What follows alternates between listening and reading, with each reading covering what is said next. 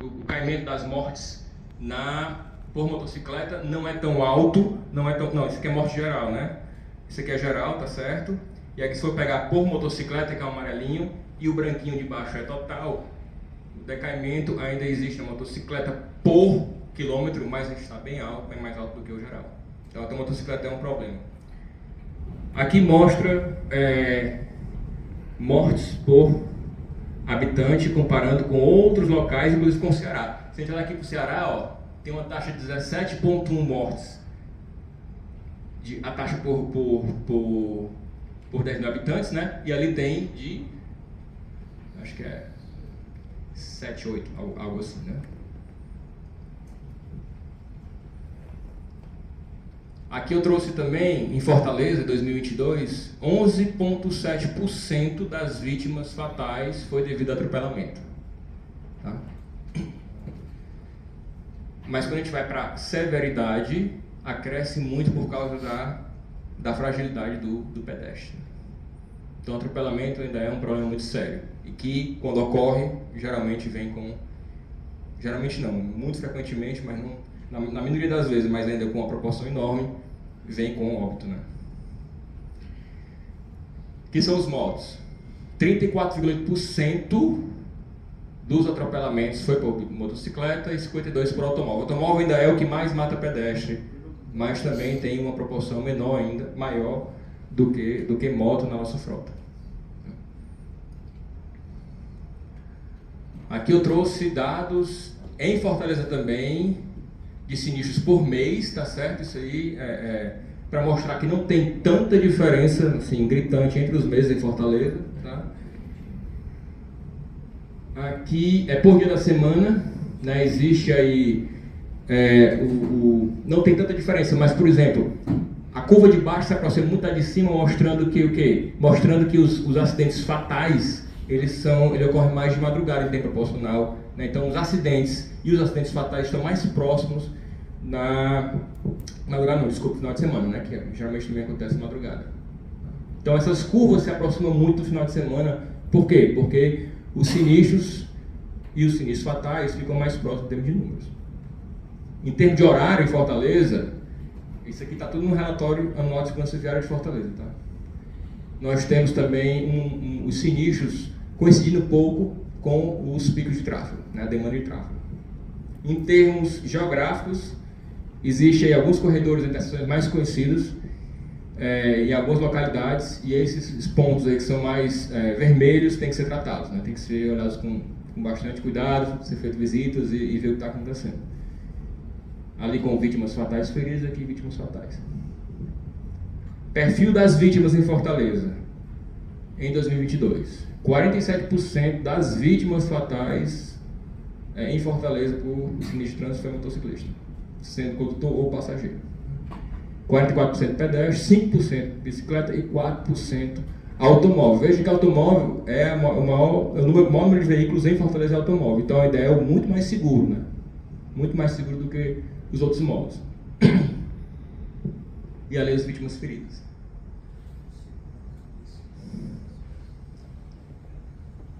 Tempo entre sinistro e óbito.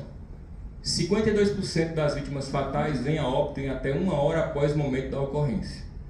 Este indicador é relevante tanto para caracterizar o grau e severidade das lesões, quanto para indicar intervalo de tempo para consolidar os dados sobre a fatalidade de trânsito. Então, a recomendação da Organização Mundial da Saúde é o seguinte, que se depois do acidente, né, do sinistro, a pessoa via óbito até 30 dias depois, enquadra-se como uma morte causada por sinistro de trânsito. Tá? Mas a maioria vem na primeira hora. Tá bom? Vou passar um pouquinho aqui. A maioria é homem, né? A maioria na sua idade produtiva. Bem, agora o que fazer? Né? Acho que o que é que tem sido feito, o que se pode fazer? Tá? Vou trazer aqui uma situação que talvez ilustre muita coisa, né? Imagina uma pessoa dirigindo, tá certo? E nós temos aí o chamado abordagem do queijo suíço. O que é isso? Uma pessoa dirigindo e aí essa pessoa está cansada. Tá? encontra uma curva acentuada. Estava em alta velocidade e usando celular. Essa combinação fez uma colisão. Infelizmente, né, a gente olha muito para alguma causa, né, alguma causa específica somente. A culpa porque aquela pessoa estava no celular. E aí culpa tudo o celular. Mas se algum daqueles buracos tivesse sido fechado, talvez não teria a colisão, segundo essa abordagem. Né? Aí ocorreu a colisão, mas também tem outras coisas que vêm depois da colisão. O quê? A velocidade que ele estava, isso impacta também no que vai acontecer depois da colisão. Se os airbags foram ativados ou não, se tinha airbag, o serviço de emergência chegou rápido, deu o tratamento o mais rápido possível. Se isso não ocorreu, o cidadão pode vir à morte. A abordagem do case suíço mostra que o seguinte: se algum desses fatores tivesse sido evitados, por exemplo, se o serviço de emergência tivesse sido mais rápido, tivesse um hospital mais perto, né, com pessoas qualificadas, talvez esse paciente não teria morrido. Ou, por exemplo, se a velocidade fosse reduzida, limite nessa via, fosse reduzida, ele não tivesse morrido, mesmo no celular, mesmo estando cansado. Então, a primeira coisa que tem que tirar daqui, a lição, é que não é um fator único, é multifatorial. E a responsabilidade aqui é compartilhada por cada agente envolvido nessa história, inclusive o usuário, mas não só o usuário. E aí vem o sistema Seguros e Visão Zero, encampado pela Suécia na década de 90 e os países nórdicos, né, também, que mudaram como a gente olha para a segurança viária. Quais são as premissas dos sistemas seguros? Tá? Que o Brasil, inclusive, implementou em forma de lei. Vou já falar sobre ela. Sistemas seguros é uma abordagem que tem as seguintes premissas. Nenhuma morte no trânsito é aceitável. Isso é o que se chama visão zero. Antigamente, não, tem um número baixo ali que vai... Não. A gente não aceita nenhuma. Enquanto tiver gente morrendo, a gente tem que melhorar e atuar o sistema. Então, nenhuma morte é aceitável. Todas as mortes são evitáveis. Essa é uma premissa do sistema seguro. Visão zero. Zero mortes. Os seres humanos cometem erros. Tá? Então, nesse sistema seguro, a gente deixa de colocar a culpa plenamente no usuário. É muito comum, olha, o pedestre morreu porque ele atravessou a rua fora da faixa. A culpa é dele. Na abordagem do sistema seguro não é assim que funciona. Ele é um dos atores que fez com que aquilo ocorresse. Será que tinha travessia para ele? Tinha travessia, mas é porque ele não atravessou na faixa. Tá. Será que tinha distância em travessias que era ok para ele usar uma das... Tinha. Mesmo assim, por que está acontecendo isso? Quem é que fiscaliza? Quem é que educa? Quem é que multa? Quem é que age? Então, a abordagem dos sistemas seguros é compartilhada. Sai o foco do usuário, porque o que acontece? A última causa é aquela, ele atravessou fora da faixa, morreu. Essa é a abordagem convencional, antiga, tradicional, que a gente não aceita mais. Não é só ele que é culpado, é compartilhado, tá? Então, por exemplo, cena como essa, se está acontecendo, a culpa não é só do usuário. Tá? Se é frequente, né? Os seres humanos são vulneráveis a lesões no trânsito. E aí eu trago para vocês um gráfico muito conhecido no mundo todo, está no site da Organização Mundial de Saúde, que é o seguinte. Um pedestre, uma pessoa, se ela for... O mouse aqui não está aparecendo.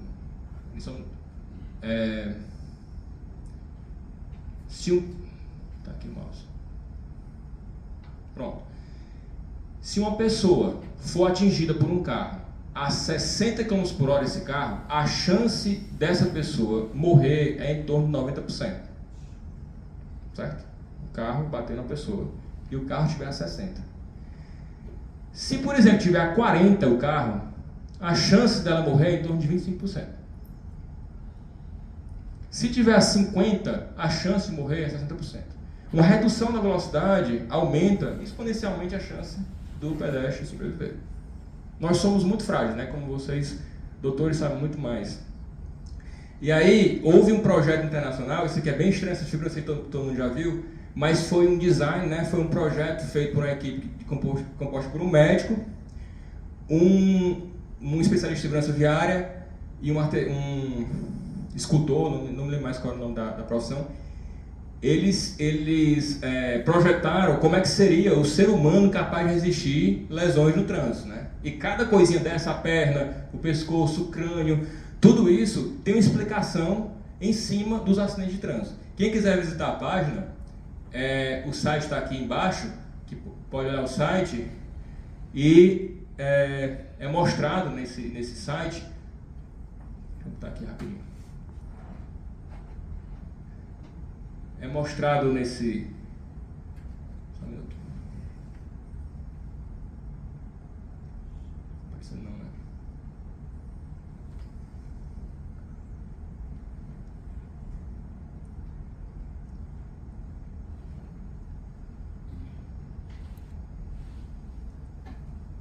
Não sei se tem mais alguém aí para me ajudar.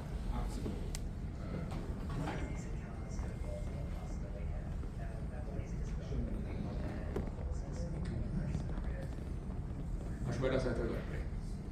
Pronto. I'm Dr. David Logan. I'm a senior research Desculpa fellow estar em at the inglês, University mas só para mostrar Research quando você... Centre. I'm a trauma surgeon here at the Royal Melbourne Hospital. Deixa eu mostrar. Artista, né? Deixa eu mostrar aqui então o site. With motor vehicle accidents, both passengers, drivers, and of course the pedestrians that are involved in these accidents. In the modern world, we're subjecting our bodies to much higher speeds, and Se você entrar no site do projeto, se você entrar no site do projeto, eles mostram... Não é isso não.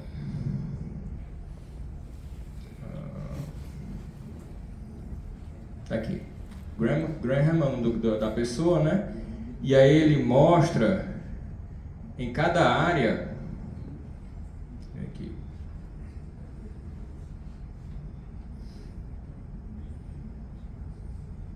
Em cada área, por quê, né? Se você clicar, por exemplo, aqui no crânio, ele vai mostrar por que o crânio é assim, né? Diferente do ser humano, para suportar que tipo de lesão, né? Então, por exemplo, existe também o pescoço, que é mais, eu não sei, isso eu não vou saber explicar para os doutores, né? Mas a perna, por exemplo, por que ela tem essa estrutura para evitar quebrar? Não sei, tem que olhar, né? Então, é algo bem educativo, só para mostrar que nós não somos preparados, né, para acidente de trânsito, tá? Eu vou continuar aqui.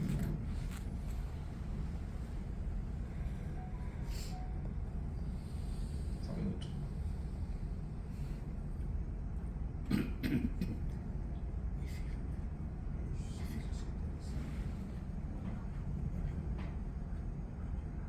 Tá, a responsabilidade é compartilhada, essa mudança de paradigma, né? Todo mundo é responsável. O planejador, o político, o gestor, quem fiscaliza, quem treina, o usuário, o que presta assistência médica, todo mundo é responsável pelo óbito. Tem alguma parte naquilo. Né? As agências nacionais, né? Os legisladores, né? Todo mundo. Os poderes, judiciário, legislativo, executivo. A gestão da segurança no trânsito é integrada e proativa.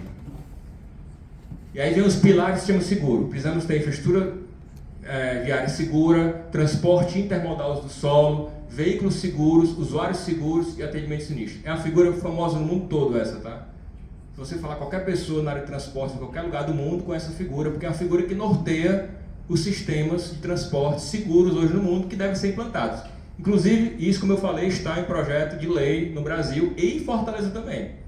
Tá? Os sistemas seguros com essa abordagem aqui. Isso aqui é muito importante para a segurança viária, né? Ao invés de ter uma abordagem reativa, ou seja, eu vou agir naquele local que está trazendo acidente, eu já vou ter um ambiente que evita o acidente. Tá? E essa foi a grande diferença de Fortaleza frente às outras capitais no Brasil. Porque de 2013 a 2019, 2020, a prefeitura, né, faço questão de elogiar na época a prefeitura da gestão Roberto Cláudio, fez um trabalho sem igual na cidade. Certo? Eu, como técnico, né, de engenharia, né, tenho que fazer esse elogio. Né? Então, na abordagem tradicional, o problema era risco de acidente. Agora, ok, mortes e lesões graves. A causa, o comportamento humano. Não. Os seres humanos cometem erros e são frágeis. A gente não bebe e dirige? Não acontece isso? Beber um pouquinho e dirigir? Não é isso? A gente não anda acima da velocidade? Por que só o pedestre está errado atravessar fora da faixa? A gente tem que ter lei, né? Tem que ler lei, tem que fiscalizar essa educação para fazer com que a gente não faça isso. Então, essa responsabilidade que não é jogada só em cima do usuário é a grande diferença dos sistemas seguros. A culpa não é só minha que dirijo rápido demais, não. O limite deve estar alto, não estou fiscalizando. Né? No Brasil nós temos o Penatrans, isso aqui são visões zero do mundo, muitos países europeus, e ali é o plano de segurança do trânsito de Fortaleza, a primeira capital que instituiu o plano baseado na abordagem de sistemas seguros. Penatrans tem um site, é um projeto de lei, como eu falei.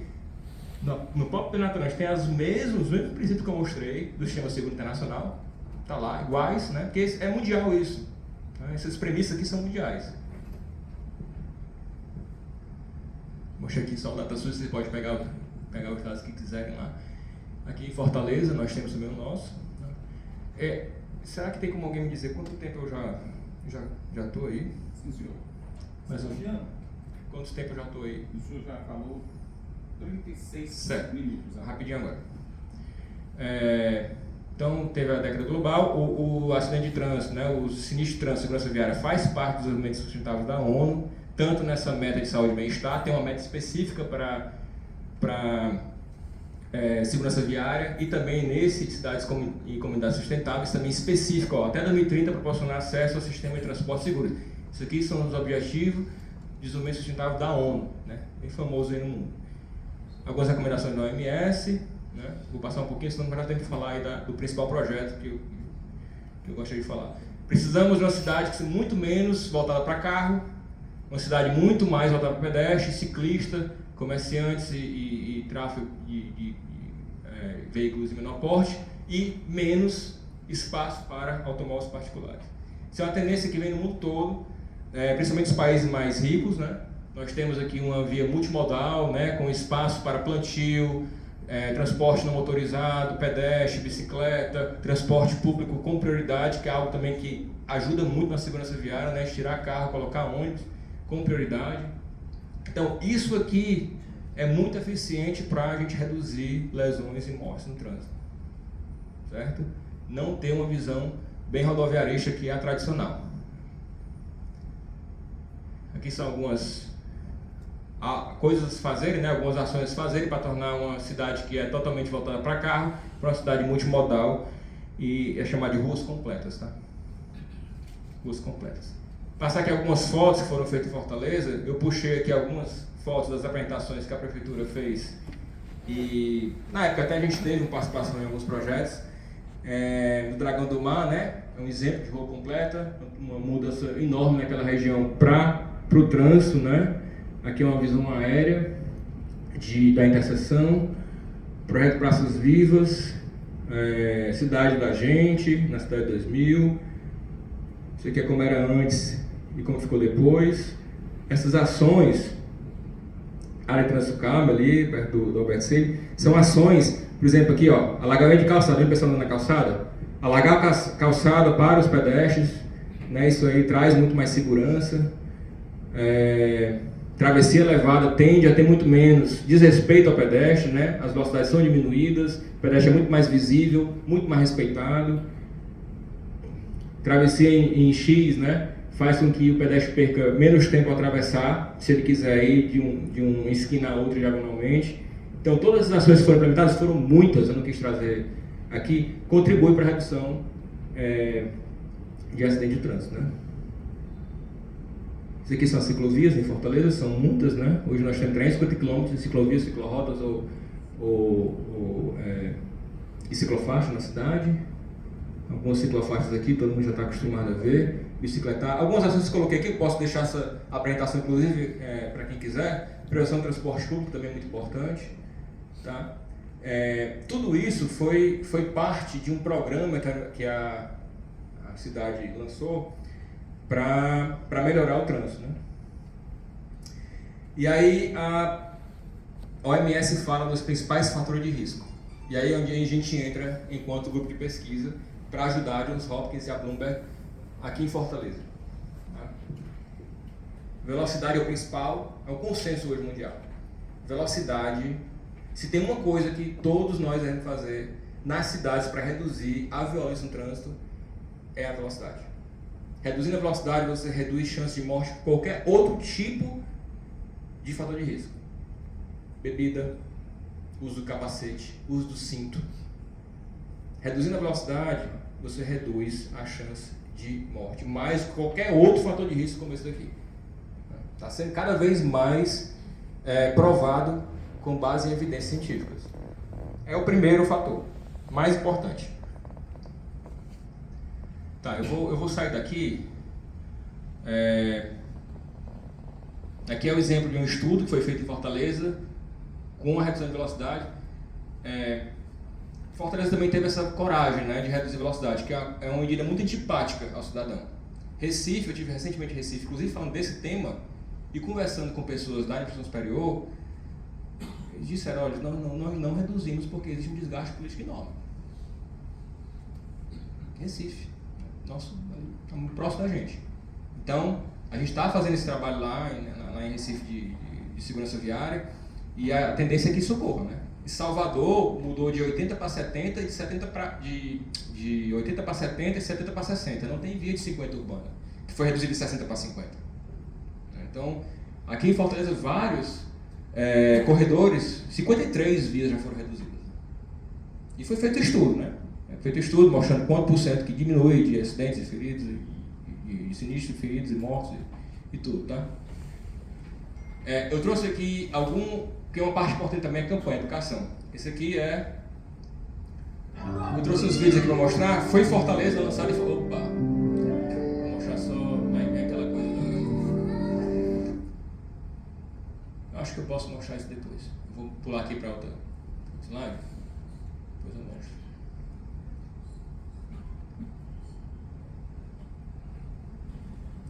Vou mostrar aqui agora a participação da gente com a Bloomberg, tá? E a Johns Hopkins. Então, em 2015 a gente foi procurado pela Universidade Johns Hopkins, né, de Baltimore, que é muito forte em saúde pública, para a gente fazer um trabalho global, né, a gente responsável por Fortaleza e as outras universidades em outras 9 cidades. A Bloomberg Philanthropies, cujo chefe aí, o dono é o Michael Bloomberg, ex-prefeito de Nova York, é um dos homens mais ricos do mundo, pelo menos era na época, era o 8º mais rico do mundo. E ele injetou muito dinheiro em várias áreas de melhoria no mundo. Arte, educação, meio ambiente, inovação governamental, governança, saúde pública. E um dos eixos de saúde pública é melhorar a segurança viária onde está aquela seta azul. E aí é onde a gente entra na iniciativa, que é a iniciativa Bloomberg para a segurança viária. Aqui são os objetivos que eu acho que vale a pena não eu passar, mas depois vocês lerem, tá? Isso é tudo que a Bloomberg fez em Fortaleza, está fazendo em Recife, Fortaleza e nas outras cidades fazem parte da iniciativa. É muita coisa bacana que foi feita na cidade. Fortaleza concorreu a um processo seletivo para estar aí no meio dessas 10. Em 2015, ganhou, muita cidade concorreu, Fortaleza ganhou, e aí injetaram dinheiro, injetaram gente aqui, né? O pessoal veio morar aqui, algumas pessoas de fora vieram morar aqui, e tudo isso foi feito para tentar melhorar o trânsito aqui em Fortaleza. Né? E a gente, enquanto universidade, foi contratado para quê?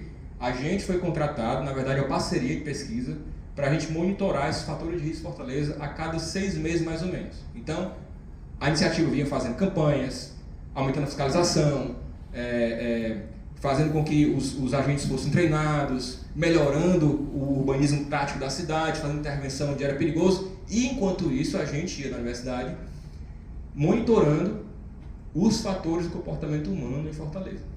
Quais fatores? Assim, que são as cidades, tá? Fortaleza e São Paulo, a USP ficou com São Paulo, isso em 2009, 2019, 2015 a 2019. Eu já está em outra fase agora, com mais 27 cidades e a gente está nela também. Esses fatores, velocidade, cinto, capacete e bebida de direção.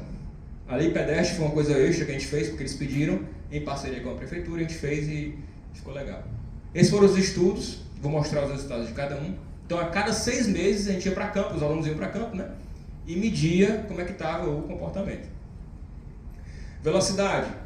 A gente segue o protocolo da Johns Hopkins, que é mundial, escolheu 8 locais, aleatoriamente, dentro de cada regional, a gente foi escolhendo de acordo com o tráfego, e são locais que tem que ter aleatoriedade, né, dentro de cada regional, segurança do pesquisador, uma descrição, né, porque você pode também estar frente a todo mundo e aí a pessoa vê que você está medindo a velocidade e pega e reduz a velocidade, não consegue medir a sua velocidade, né, então você tem que estar um pouco escondido, né.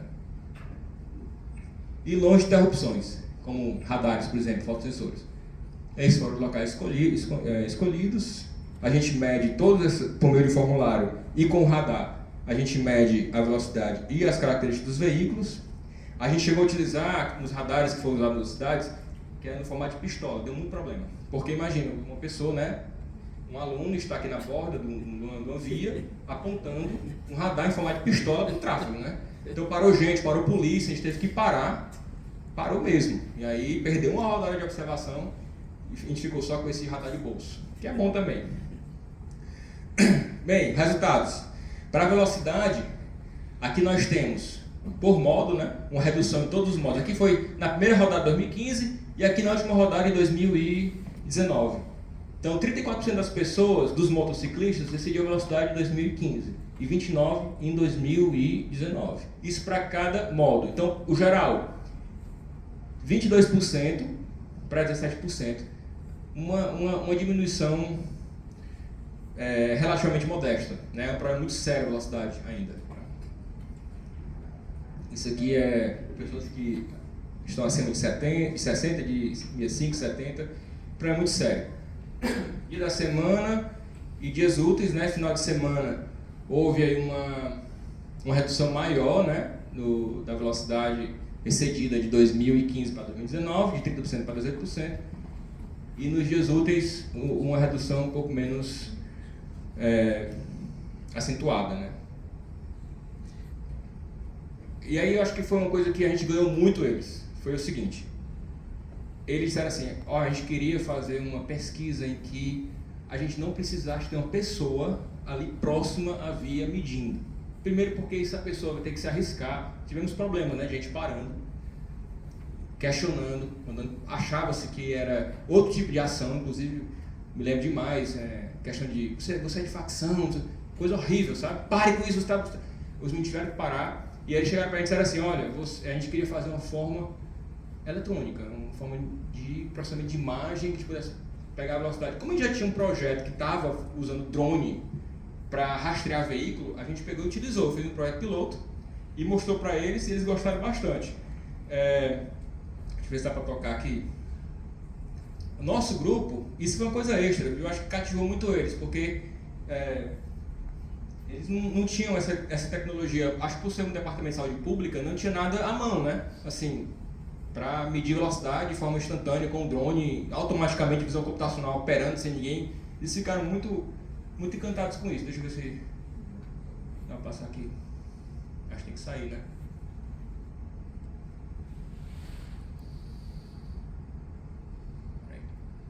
Rapidamente, infelizmente não vai dar tempo de eu mostrar tudo que eu quero, mas eu vou tirar daqui. Eu posso intervir? Pode. Como hoje a gente começou assim muito no horário e não tivemos outros assuntos, eu queria deixar o senhor um pouco mais à vontade. Agradeço. Para usar um pouco mais de tempo. Agradeço. Então vou usar um pouquinho mais, eu acho que... Eu esqueci de dizer para o senhor que isso aqui é a extensão da sua casa, viu? Obrigado. Obrigado, doutor. Bem, a gente subiu o drone na Vigílio Távora com Santos Dumont. É uma imagem tão parada que você pensa que está em cima de um poste, né? Mas é um drone voando. É muito, muito, muito estável, né? Imagina, o drone voando, a imagem está bem estável, a gente faz as correções de movimentação automática também, e quando o veículo passa na primeira linha e na segunda, a velocidade é registrada. Tá? Isso ajuda muito por modo, e isso não foi disseminado em escala das cidades do mundo, né? Mas a gente ainda está estudando com eles como é que isso pode ser feito, porque tem que subir um drone, é perigoso, tem pessoa também com o controle, né? Tem questão de furto, essas coisas. Aí a gente teve a seguinte ideia: vamos pegar uma via, a gente escolheu a Godofredo Maciel, que tem um fotossensor lá. Porque qual é a premissa? As pessoas diminuem o fotossensor. e depois aumenta, né? Então vamos fazer o seguinte, vamos subir o drone no fotossensor, perto do fotossensor, vamos olhar a velocidade lá. No outro dia, a gente pega o drone e leva para 1,5 km depois, onde não tem fotossensor. Vamos ver se as velocidades 1,5 km depois, nessa mesma via, no mesmo horário, é maior. Foi isso que a gente fez. E eu vou mostrar aqui o resultado para vocês. O que é que vocês acham? Aí agora o Felipe Marcel. Ó, aí é 60, ó. 43, 28, 41, né? Certo? Aí a gente pegou o drone, saiu daí no outro dia, foi lá pra frente. Eu não trouxe a filmagem do outro local porque acho que fica muito tempo, mas aqui são os resultados, ó.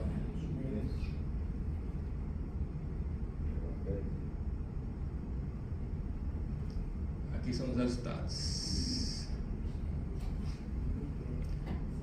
Em azul. Pronto. Meio de quadra 2 é o local do drone sem o fotossensor. Na mesma via, certo? No mesmo horário. Aquela proporção de parênteses é a proporção de pessoas que andaram acima da velocidade. Meio de quadra 1, estou sendo um apontadorzinho. Tem ali, né? Uhum.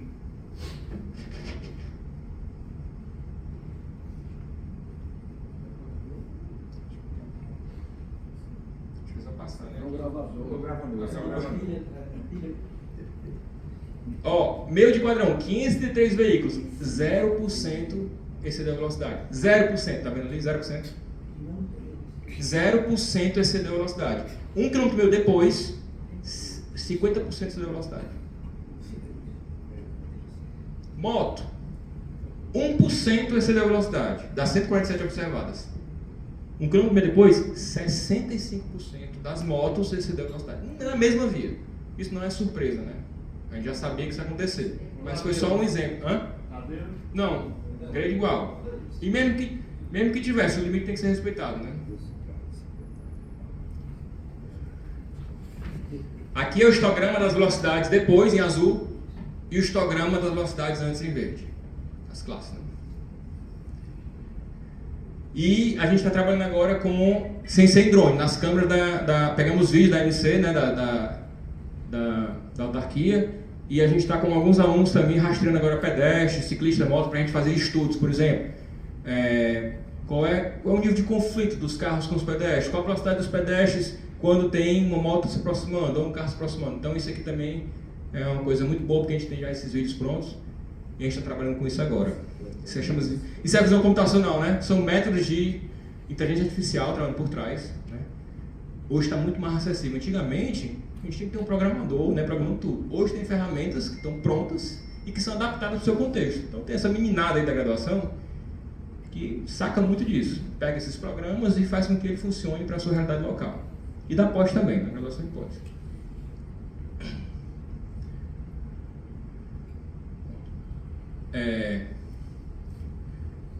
Passar rápido também. Capacete também, proporção de pessoas que usam capacete nesses locais. Fortaleza tinha um número bom, não quer dizer que povo que usa muito capacete, mas nesses locais que a gente observou, o nível de uso era relativamente alto, tá? 99% em 2000, isso capacete, né? Condutores e passageiros, então quase 100% em 2019. Agora, o capacete corretamente afivelado é outra história. O corretamente afivelado sai de 85% dos condutores para 93% no final da iniciativa de 2019. 74% dos passageiros para 91%, corretamente afivelado. Fruto de campanha de fiscalização, intensificação de fiscalização, um aumento no número de câmeras também, né, na cidade. Tudo isso ajuda. Esses aqui são detalhes que eu acho que não precisa. Mulher e homem, né? Não é surpresa, né? Uma prudência aí no gênero feminino. Mais prudente ainda. Mais prudente. Acho que nesse caso sim, né? Mas os capacetes, né? Como em outras áreas também tendem a ser mais prudentes, né? Mas acho que na saúde também, não? Também. Procurar por consulta, exame, né? Tudo isso é mais cuidado, né? mais autocuidado, né?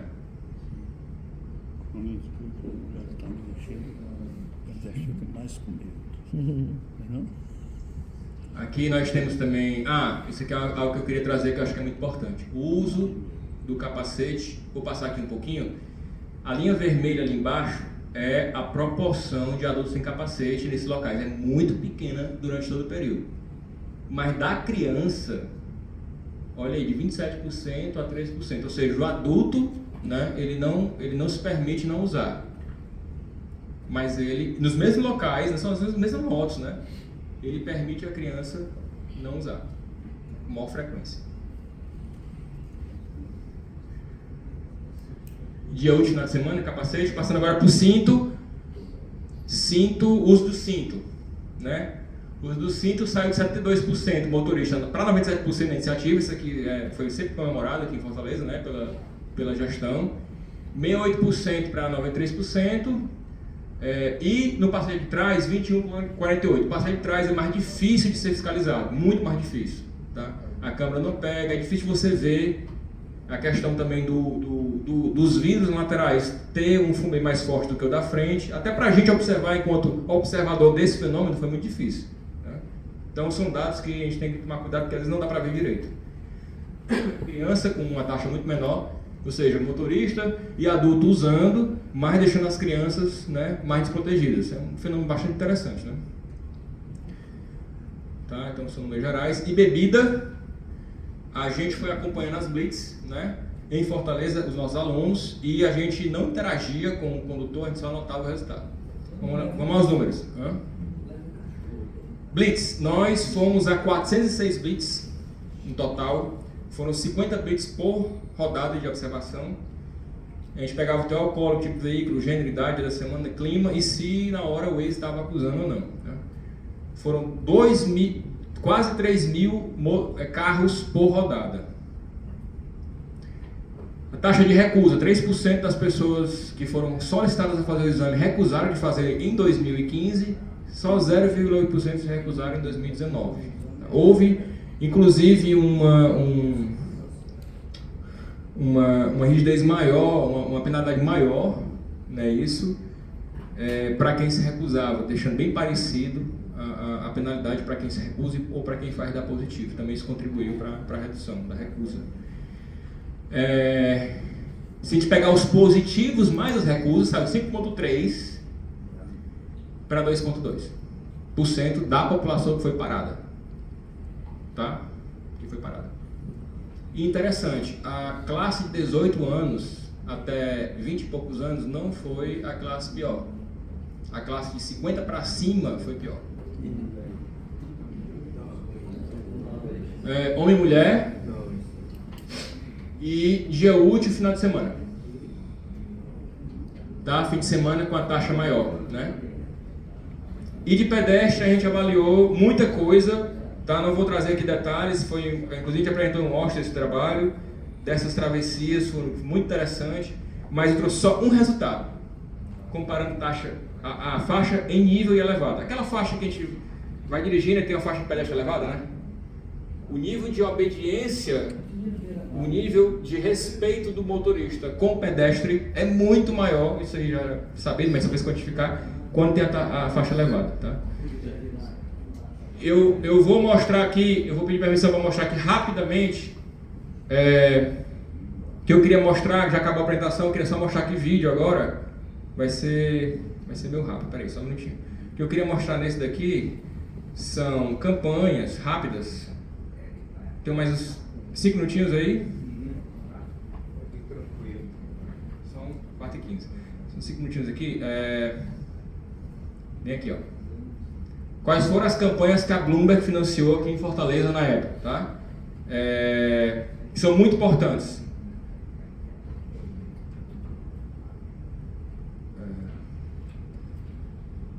Aqui.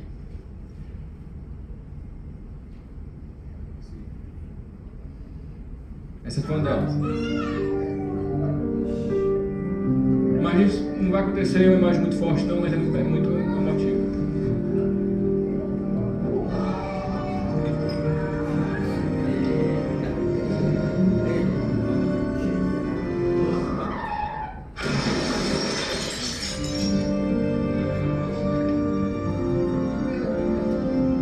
Você poderia viver com essa culpa?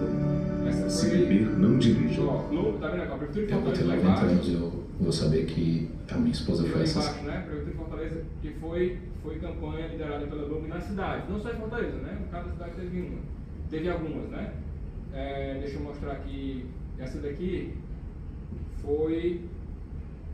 Essa aqui também foi de velocidade. Essa daqui... Deixa eu ver qual foi essa daqui. Velocidade também, né? Vamos, Júlia, tô esperando. Ela é feita para impactar, certo? A premissa que de efeito é impacto.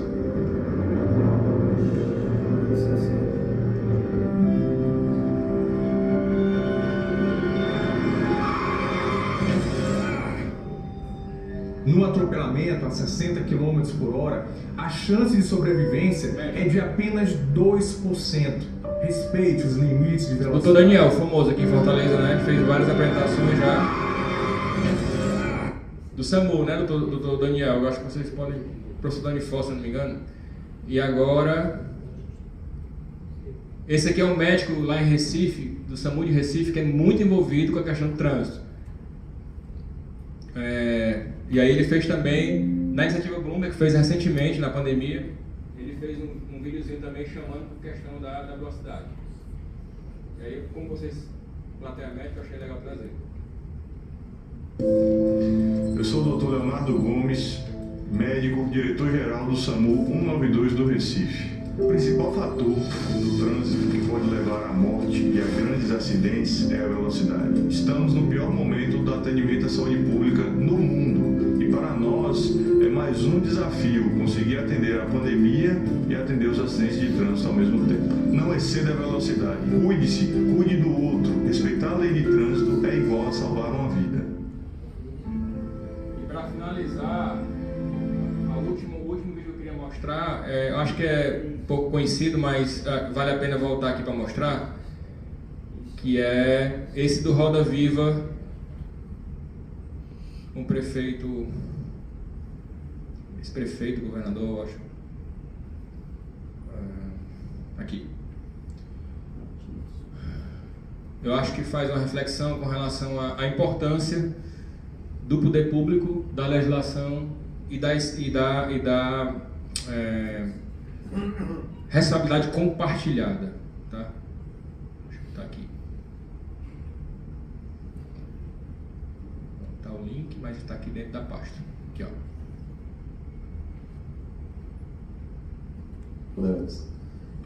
Prefeito, o senhor não acha que o senhor exagerou um pouco na dose, que essa proibição é radical demais? Não. Às vezes eu sinto que o senhor tem prazer em proibir as coisas. Sabia? Por exemplo? Proibir, sabe? Quer dizer, ditar normas de comportamento pessoal. Por exemplo? Fumar. Por exemplo, além de fumar, o que mais foi proibido? O negócio do cinto de segurança, eu não posso, eu tenho que andar com aquilo, né, mais não? Eu acho que salva a tua vida. Mas eu posso decidir sobre isso, não posso? Não, eu acho que garçons que não fumam e que trabalhavam nos pubs e que tiveram câncer no pulmão fizeram reclamação trabalhista contra seus próprios. Isso poderia ser resolvido com garçons tabagistas servindo consumidores tabagistas, garçons não tabagistas. Eu posso lhe garantir que... Por exemplo, num voo, sentado do lado de um fumante, que eu acho que são pessoas mais agradáveis, menos tensas, do que do lado de um não fumante. Isso é um direito meu. Existe uma estatística na cidade de São Paulo. O álcool faz mal. O senhor vai proibir o álcool na cidade de São Paulo?